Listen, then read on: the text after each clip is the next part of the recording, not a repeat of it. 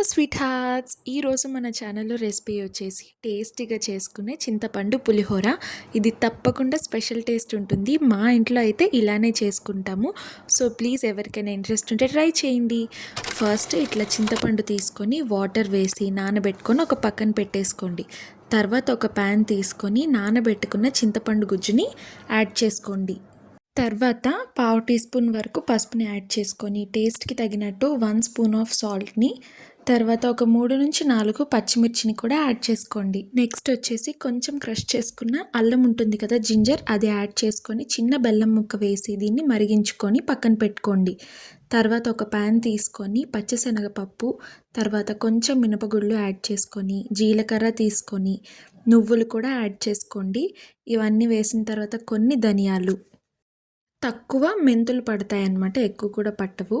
దీని తర్వాత కొన్ని మిరియాలని కూడా యాడ్ చేసుకొని మంచిగా మిక్స్ చేసుకొని ఫ్రై చేసుకోండి. రోస్ట్ చేసుకోవడమే ఒక 5 to 6 మినిట్స్.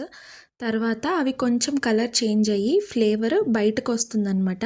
ఆ టైంలో కొన్ని ఎండుమిర్చి వేసుకోండి. తర్వాత కరివేపాకును కూడా వేసుకొని ఫ్రై చేసి దీన్ని పౌడర్ పట్టుకొని పక్కన పెట్టుకోండి.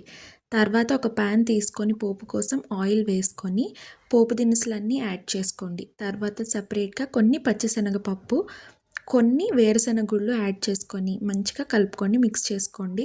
తర్వాత కొన్ని క్యాష్యూ నట్స్ కూడా యాడ్ చేసుకోండి. తర్వాత ఒక 5 నుంచి 6 ఎండుమిర్చి చీల్చుకొని వేసుకొని కరివేపాకును కూడా వేసుకొని పోపుని ఫ్రై చేసుకోండి. ఈ విధంగా ఒక 5 మినిట్స్ చేసుకున్న తర్వాత మనం ఇందాక ఒక పౌడర్ తీసుకున్నాం కదా, చేసుకున్నాము, దాన్ని ఒక 2 స్పూన్స్ వరకు యాడ్ చేసుకొని ఇది కూడా కలిపేసుకొని ఒక పక్కన పెట్టుకోండి.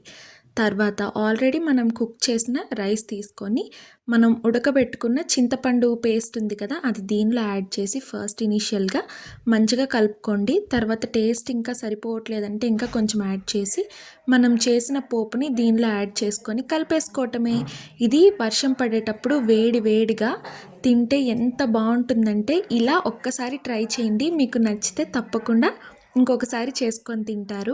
మేమైతే ఎప్పుడు ఇలానే చేసుకుంటాము. And the best combination is potato fry ఇంకా పెరుగు అనమాట. నాకైతే అదే ఇష్టం. అండ్ ఇప్పటి వరకు నన్ను సబ్స్క్రైబ్ చేసుకొని సపోర్ట్ చేసుకున్న మీ అందరికీ, ప్రతి ఒక్కరికి పేరు పేరున నా హార్ట్ఫుల్ థ్యాంక్స్. ఇట్లు మీ అస్లీ. Please like, share and subscribe.